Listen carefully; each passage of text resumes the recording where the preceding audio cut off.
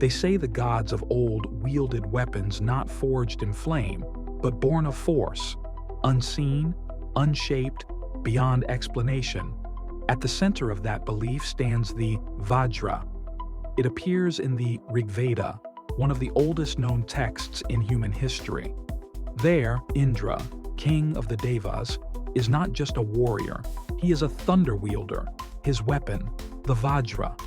Not a sword, not a spear, but something else.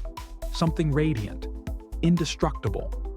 It breaks mountains, rends clouds, and fells beings not of this earth. The ancient hymn doesn't describe fire or arrows.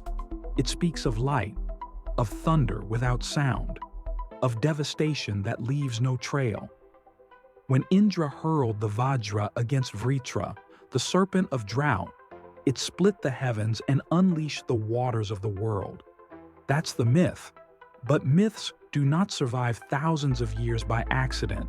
They persist because they point, however faintly, to memory. Depictions of the Vajra are uncannily consistent.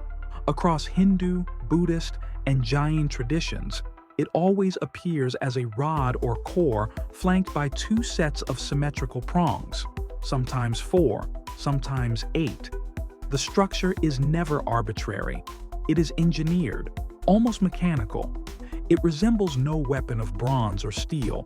Instead, it evokes a tuning fork, a power cell, a resonator. In tantric practice, it is gripped like a control rod. In Tibetan ritual, it is wielded during chants and mudras, not for war, but for invocation. It hums with symbolism, masculine energy, spiritual power, unbreakable will. But what if it is more than metaphor? What if the Vajra was once real, not symbolic power, but literal force, a handheld emitter, a directed energy device, an ancient technology with capabilities we have yet to replicate? The Rigveda describes it as forged from the bones of sage Dadichi. But Dadichi didn't die in battle. He gave himself willingly. He offered his skeleton as a material strong enough to withstand the force the gods required, not crafted, but transmuted, transformed into something indestructible. In metallurgical traditions, transmutation is a stand-in for lost processes, forgotten techniques, alchemy that once worked, then was lost. What kind of material could channel such energy? Something that could endure extreme vibration, contain resonance, and amplify power. Modern alloys can barely withstand prolonged ultrasonic frequencies without fatigue. Yet the Vajra is described as eternal, unaging, untouched by time. In Buddhist accounts, it is not just a weapon, it is a state of being. The Vajra body is perfect, immutable, pure. The weapon and the warrior become one, indivisible from truth itself. And yet, physical Vajras exist. They're preserved in monasteries, forged in brass or bronze, not as weapons, but as relics, ritual tools. Their forms are consistent, their proportions exact. Some are centuries old, some older. Why maintain such fidelity to a design, unless it once served a real function? Scholars have tried to dismiss the Vajra as an embellished club, an ornamental mace, but no club was ever shaped like this. No melee weapon flared out from both ends, built with axial symmetry, radiating geometric precision. Others argue it was symbolic of thunder and nothing more. But thunder is chaotic, dispersed. The Vajra is focused. Ancient images often depict it held horizontally, center-aligned, balanced, more like a conduit than a bludgeon. The form doesn't make sense as a weapon of impact, but it makes perfect sense as a device for a mission. Theories have emerged over the years, fringed to some, revelatory to others, that the Vajra channeled acoustic energy, harnessed electromagnetic force, or resonated at infrasonic frequencies designed to destroy not through mass, but through resonance. A vibration tuned just right can shatter stone, collapse lungs, pulverize structures from the inside. Modern militaries are experimenting with sonic weaponry, infrasound cannons, directed acoustic beams, crowd-control devices that induce nausea, confusion, or panic without ever drawing blood. But these are crude compared to the descriptions of the Vajra. It didn't disperse crowds, it split mountains. And when it was wielded, it changed the outcome of cosmic war. In Sanskrit, Vajra means both thunderbolt and diamond, the two hardest forces in nature. But no lightning strike ever moved with intention. No gemstone ever roared across the sky. The Vajra is not bound by physics as we know them. Yet its descriptions are mechanical, symmetrical, consistent. Some researchers believe the dual-pronged forks acted as resonators, stabilizing a field of energy focused through the central core. Others see them as waveguides, controlling the flow of acoustic or vibrational energy, like the arms of a laser cavity or the tines of an ultrasonic probe. In modern acoustic research, devices called Helmholtz resonators are used to amplify specific frequencies. They're tuned to create pressure differentials in air. The Vajra's geometry resembles these tools, though far more complex. Could it have focused sound or vibration into a destructive beam? The Vedic texts speak of soundless thunder, not a contradiction, but a clue. Thunder that didn't crack through the ears, but through matter itself. And then there's the silence. The Vajra doesn't hum with backstory. It has no builder, no forge, no manual. It simply exists, in every tradition that preserves it, as a given, as something that came from beyond and was wielded by those we now call gods. But where did it come from? And where did it go? Some claim it was never a product of Earth. In Tibetan cosmology, the Vajra exists in Shambhala, a realm beyond our plane.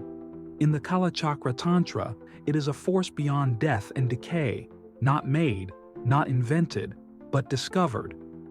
The Buddhist deity Vajrapani, the Vajra in hand, is always shown gripping the weapon, surrounded by flames, his body coiled in power.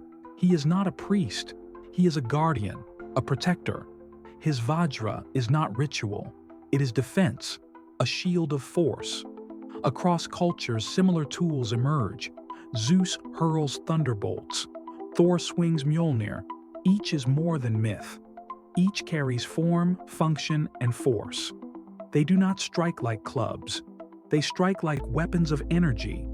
Even the Egyptian was scepter, the Tibetan dorje, and the Mayan ka wheel staff share traits: forked ends, elongated cores, and associations with rulership, lightning, or divine authority. Are these all metaphors, or variations on a single, forgotten technology? In the ancient world, sound wasn't decoration, it was structure. Across nearly every early civilization, sound was not only sacred, it was believed to shape reality. Temples were tuned, chants were calibrated. The human voice was not just expressive, it was generative. And this belief was not primitive. It was based on observation. In Vedic practice, the science of mantra shastra taught that syllables, when spoken with precision, could influence matter, mind, and even fate. These were not casual sounds. They were coded frequencies. The Gayatri mantra, the the vibratory cycles in Sanskrit poetry, all were designed to affect more than the ear. They were tuned to resonance. In modern physics, resonance is the phenomenon where a system vibrates at maximum amplitude when subjected to a specific frequency. It's how a soprano can shatter glass. It's how soldiers are told to break stride crossing a bridge. And it's how frequencies, if precise enough, can destabilize solid structures. The ancients didn't have oscilloscopes, but they had intuition. And perhaps they had tools. The Vajra, if interpreted as a resonant weapon, fits into this worldview. Its symmetrical forks could have functioned as tuning arms, like those found in modern acoustic labs.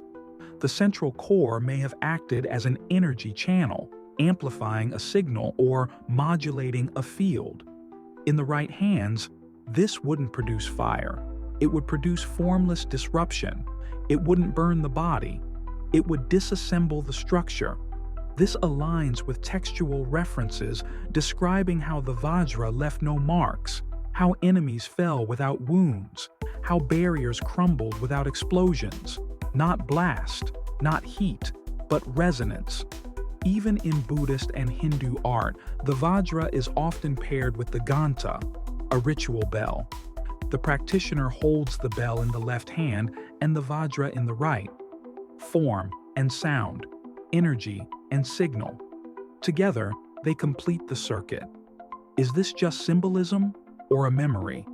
Tibetan monks still chant in frequencies measured below 100 Hz, dangerously close to infrasound, not felt by ears, but by bones, organs, and consciousness. Some believe these chants simulate or echo the function of the Vajra, not to destroy, but to transform. Because vibration doesn't have to kill, it can purify, restructure, elevate. In modern times, acoustic levitation uses sound to suspend small objects in air. Cymatics reveals how sound waves organize matter into geometric patterns. Sonic drilling can penetrate rock with vibration alone. What if ancient tools could do the same, scaled not for the lab, but for the world? Could the Vajra, in a forgotten age, have been used to sculpt stone, resonate tunnels, cut mountains? Temples in India, like the Kailasa temple in Ellora, were carved top-down from solid rock, with precision that defies modern methods. The question is always the same: how? Maybe the question should be, with what? In Egyptian records, inscriptions describe words that cut stone. In Mayan myths, sounds that raise pyramids. In Hindu texts, weapons that could shatter by breath. All pointing to a technology based not on force, but on frequency. If the Vajra functioned as an emitter, then who controlled it? Not just Indra, but a priesthood, a caste, a lineage. Vajrayana. Buddhism preserves this legacy in its very name, the Thunderbolt Path, a fast, direct route to enlightenment. But in its rituals are embedded mudras, mantras, and visualizations that align with energetic principles. The Vajra in this tradition isn't metaphor, it's memory. A shape passed down, a geometry too precise to abandon. And it doesn't exist in isolation. In Japanese Shingon Buddhism, the Kongosho serves the same function. In Chinese esoteric practices, similar rods appear in ancient alchemical texts. They all maintain a form nearly identical to the Vajra. Narrow center, flared ends, symmetry, function. Could this be the fingerprint of a shared technology, passed through migration, myth, and memory? Modern weapons work by pressure, combustion, and velocity. But emerging technologies, sonic cannons, microwave beams, directed energy, rely not on mass, but modulation. They induce confusion, pain, collapse, not by wounding, but by interfering with the body's systems. This is how the Vajra is described, not as a sword, but as a disruptor. And unlike swords, it doesn't age. In part 3 of the tradition, it is said, the Vajra never rusts, it never breaks. It remains unchanged, even as the world decays. Some researchers believe this reflects a memory of exotic material science. Others suggest it implies off-world origin, because not all stories claim the Vajra was made here. In some Vedic cosmologies, Indra did not forge the Vajra. He was given it by higher powers, by beings of light, the same beings who arrived in flying chariots, who glowed, who spoke in thunder. Were these deities, symbols, or something else? We now know ancient skies were filled with stories of flying craft, the Vimanas, described not as myth, but as vehicles, with propulsion, navigation, and weapons. The Mahabharata describes weapons that flash like 1,000 suns, that blind, that burn, that alter the course of time. And in the center of many of these stories is the Vajra. If it was not made by man, was it left? A relic? A tool? A device from a vanished epoch?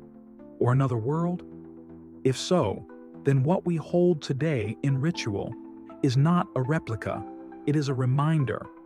The deeper you look into the Vajra, the more familiar it begins to feel. Not because it resembles anything in our modern arsenal, but because its form echoes in places far from India, civilizations divided by oceans, cultures that never met, and yet the shape recurs. In Tibet, it's called the dorje. In Japan, the Congo. In Southeast Asia, variations appear in Khmer temples. In China, it emerges in Taoist diagrams. And beyond Asia, the parallels grow stranger. In the ruins of Mesopotamia, stylized scepters appear in the hands of gods, symmetrical rods flanked by prongs. In Egypt, the Waz scepter held by deities like Set and Anubis mirrors the Vajra structure, including its curious forked tip. In Mayan glyphs, divine beings hold staffs with radiating ends. In Incan relics, tools emerge with geometric central spines and flared tips, always central, always symmetrical. This is not coincidence. This is pattern recognition. If the Vajra was a real device, its replication across cultures may not be symbolic. It may be ancestral memory, a shared inheritance, a device seen, remembered, and ritualized long after its function was lost. And its material tells another story. Tibetan Vajras are forged from 5 metals: gold, silver, copper, iron, and tin, often mixed with fragments of meteorite. Not for beauty, but for resonance. Meteoric iron was revered across ancient cultures, not for superstition, but because it came from beyond. And that's where the Vajra may have come from too. In Vedic lore, Indra receives the Vajra from Tvashtar, the divine artisan. But in other accounts, it is a gift from beings who do not reside on Earth. Entities who travel between realms in vehicles described as glowing, humming, or levitating. The Vimanas, ancient aerial crafts, are tied to the Vajra in multiple texts. Some Vimanas are powered by solar energy, others by Mercury engines, and some by unknown forces. But the weapons they carry are not arrows or spears. They are beams, rodas, instruments of force. One Vimana weapon is said to strike like thunder without flame. Another, to melt stone and silence armies. These are not metaphors. They are military reports, recorded in the language of myth. And when the gods warred, the Vajra was their ultimate weapon. So, where is it now? Could one still exist? In 1938, Nazi expeditions were sent into Tibet. Led by Heinrich Himmler's Ahnenerbe division, they sought ancient Aryan wisdom, occult technology, and sacred relics. One of their primary targets? Vajras. They collected texts, relics, and conducted interviews with monks.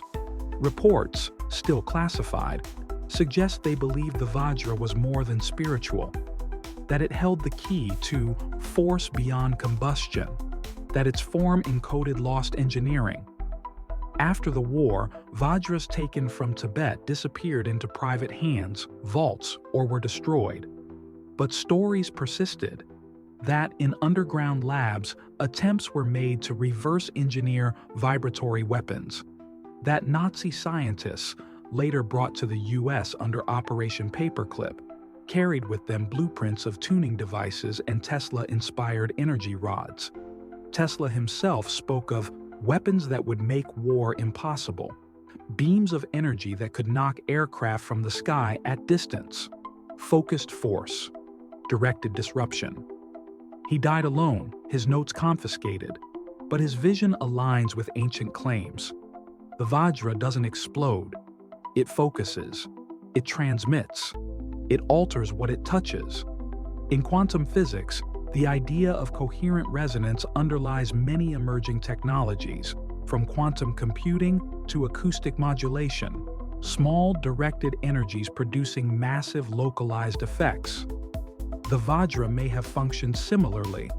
Its symmetrical forks may have housed piezoelectric elements, crystals that vibrate under pressure or electric charge. Quartz, for example, can be tuned to generate frequency. If encased in a material capable of amplifying or shielding, like orichalcum, electrum, or a forgotten alloy, the core could function as an oscillator. Paired with the right sound or energy input, the device might emit a carrier wave, a resonant pulse capable of disrupting matter. This wouldn't look like war. It would look like collapse, stone falling, steel trembling, nerve systems shorting. Thought itself interrupted. Which brings us to another possibility. The Vajra wasn't just a weapon. It was a control device. In Buddhist tradition, it is said the Vajra subdues Mara, the tempter, not through pain, but through clarity, through purification. In shamanic contexts, it is used not to destroy, but to focus, to command. Could it have functioned like a wand, a pointer, an activator? Modern mind control research, often rooted in classified experiments like MK Ultra, has pursued means of influencing perception using frequency. From infrasound to electromagnetic fields, scientists have discovered that human cognition is more fragile than we once believed. The Vajra may not have shattered walls, it may have rewritten consciousness, and this is why it remains sacred. Not because it kills, but because it commands. In ritual, the Vajra is never wielded casually. It is held during initiation, visualization, invocation. It is paired with chants, hand gestures, and sacred geometry. It completes a circuit. If the device required mental or psychic focus to activate, then it was not a tool for anyone. It was a selective key. Ancient texts say the Vajra chose its bearer, that only the pure could wield it, that its energy could not be misused without consequence. This echoes the myth of Thor's hammer, Mjolnir, which could only be lifted by the worthy, or Excalibur, which obeyed only the true king. These aren't fairy tales. They're restrictions, programming, safeguards built into technology too powerful to trust with the masses. Which raises one final question. If the Vajra still exists, buried in a vault, lost in the Himalayas, hidden beneath a temple, could it still function? And would we know how to use it? Today, the Vajra rests not in arsenals, but in altars.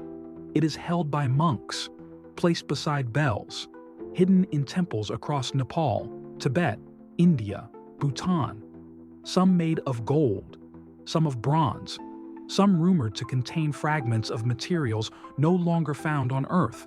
But in every case, they are not wielded. They are revered. Why? Because the Vajra was never meant for the uninitiated. In Vajrayana Buddhism, it represents ultimate truth, beyond duality. It cannot be broken. It cannot be changed. It is what is left when illusion dissolves. That's the philosophy. But what if it's also protocol? A technology designed not just for battle, but for awakening. Imagine a device that responds not to buttons, but to consciousness. That requires calibration not of hardware, but of mind. A weapon that is also a mirror, reflecting the wielder's state of being. This is not new. In many ancient texts, tools of the gods could not be activated without mantra, gesture, alignment. The Ark of the Covenant required a precise ritual. The Oracle of Delphi inhaled vapors before prophecy. The Mayan kings performed bloodletting to receive the vision serpent. Every interface required a price. So does the Vajra. It is said to symbolize the indestructible path. In ritual, it connects practitioner to cosmos.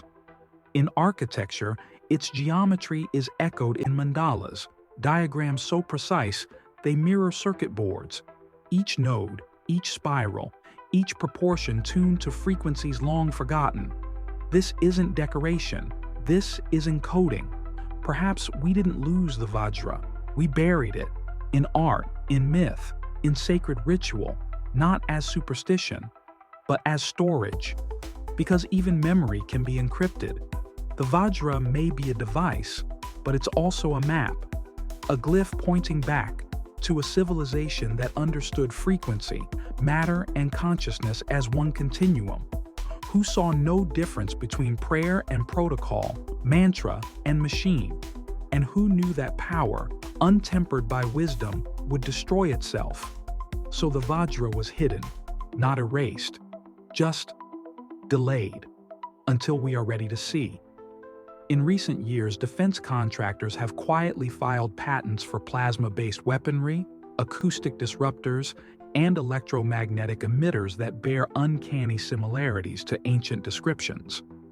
In labs, researchers explore frequency-based mining, surgery, and structural resonance. The language is modern, but the principles are ancient. We call it innovation. But maybe it's recovery, fragments of memory unearthed by necessity. As climate, war, and instability push science toward the edge, we begin to rediscover what we once knew. That force is not always physical. That control is not always violent. That resonance, when focused, can reshape the world. This is the final secret of the Vajra. Not that it is a weapon, but that it is a threshold between visible and invisible, between history and myth, between what we build and what we become. When Tibetan monks chant, they do not seek destruction, they seek alignment. When the bell sounds and the Vajra is lifted, it is not war that begins, but realization. But symbols can be misunderstood, and power is patient.